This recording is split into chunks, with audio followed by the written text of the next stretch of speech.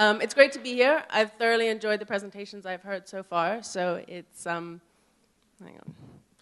And I'm excited to share with you a project that we have been working on at BREEF to take a slightly different approach to thinking about education and awareness and action for reef conservation.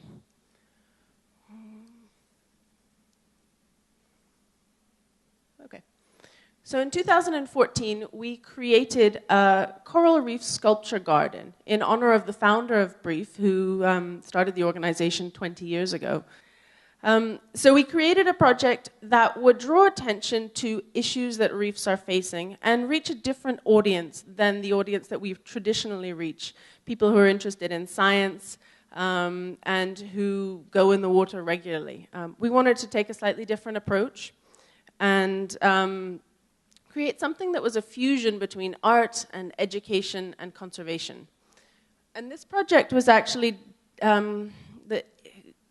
the idea for this project came from a young Bahamian who participated in a BREEF project back in 1993 to develop a stamp for the Bahamas. And it was the International Year of the Reef, and we organized a competition.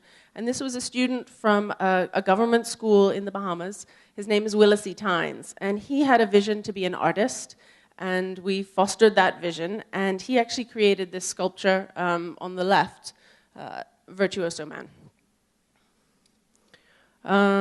And then he came to BREEF and said, I want to do something that gives back to the environment, that gets more people interested, more people in the Bahamas in particular, interested in the ocean and interested in getting involved in conservation. So here we're in a strange situation where everybody in this room has been in the ocean and loves the sea and loves swimming and loves bushwhacking and picking up boas and all sorts of things like that. But the majority of our population doesn't go in the ocean. And it's quite hard to create an environmental ethic when you don't have that experience in the ocean and you don't have that awareness. So Willis E. Tynes came with the idea about 8 years ago, or 6 years ago, to create an underwater sculpture garden that tied together art, education, and conservation. And he brought on board another Bahamian artist called Andret John. And we talked about an idea for a project that would take some pressure off natural reefs and promote awareness and inspire action for conservation. So what we have right now at our Coral Reef Sculpture Garden is 3 snorkel trails that are formed with a backbone of reef balls. And reef balls are a type of artificial reef that provides structure and habitat for reef organisms to grow on, and can take some pressure off the natural reefs. You heard yesterday about how important our dive and snorkel tourism is here. A lot of the divers who come here, including visitors and also people who we're introducing to the water, are not that comfortable in the water yet. That's my 4-year-old daughter, and she's still working on safe diving skills. But so we've seen a lot of damage to natural reefs as a result of snorkelers and diving activity. So we wanted to take some pressure off natural reefs. The main sculpture in the garden is, or the largest, is Ocean Atlas. And this is actually the largest underwater sculpture in the world, designed by an eco-artist called Jason de Caires Taylor, who's done a lot of work in Mexico and Grenada and is working on a project in Europe right now. He was the guy who did those sculptures in the River Thames highlighting climate change. And this sculpture, Ocean Atlas, is based on the figure of a Bahamian girl, and she is holding the ocean on her shoulders. And it's really indicative of the future that we're leaving for the next generation, and also thinking about how vulnerable we are to climate change. Our islands are very low. The highest point in the whole Bahamas is 206 feet above sea level, and we're very vulnerable across the country to issues of sea level rise. So other countries may have done some underwater cabinet meetings, and we have an underwater sculpture. So, okay. Whoops. The deployment was quite exciting. It involved a lot of volunteers, a lot of contributed time. This piece is 18 feet tall underwater and weighs 60 tons. So it was created in several pieces, in 9 big pieces that sort of fit together like Lego, deployed using cranes from a boat. And that picture at the bottom is me and a couple of colleagues once it's actually all fit together and is underwater. Okay. The Bahamas received a lot of publicity about this project, really positive international press and local press that really got a lot of people thinking about threats and about what we can all do to deal with issues such as climate change, pollution, overfishing, and things like that. So we were in 60 international news outlets and travel guides. This is Sport Diver. And a lot of people have so far come to the Bahamas to see this project, and it's something that changes over time. So a lot of people have said, well, I want to come once, but now I want to come back in 5 years and see how it's changed and how it's grown. So that's sort of how it looked when it first went in the water. It's been in for over a year, and it looks really different. It's kind of fun. I hope you'll all get out and have a look at it. We've also used it as a focal point for some of our climate change education materials and activities. So we've put together a project that is focused on corals, consumers, and climate change, thinking about climate change mitigation and also adaptation, and put together an educator's tool guide. And one of the parts of that project is actually getting out into the environment and seeing things. We're obviously particularly vulnerable to hurricanes, and coral reefs serve as a really important buffer for storms and that kind of environmental impact. We've since used this project as an outdoor classroom. It's a hub for our education activities. We take hundreds of students out there to experience the reefs, the coral reef sculpture garden, and the reefs that surround it. And we've also started some citizen science projects. The picture at the bottom is one of our best interns, Renee, who's doing a biodiversity survey. She's already found crawfish that have made one of those reef bowls their home. We've done some preliminary biodiversity surveys, looking at pre-deployment and then seeing how that's changed over time. The sculpture garden was deployed in an area where there was very little coral anyway. It's a big sandy area. And so we've noticed an increase in the diversity and abundance of species there using a really simple reef-based survey where we're just categorizing things into single, few, many, or abundant.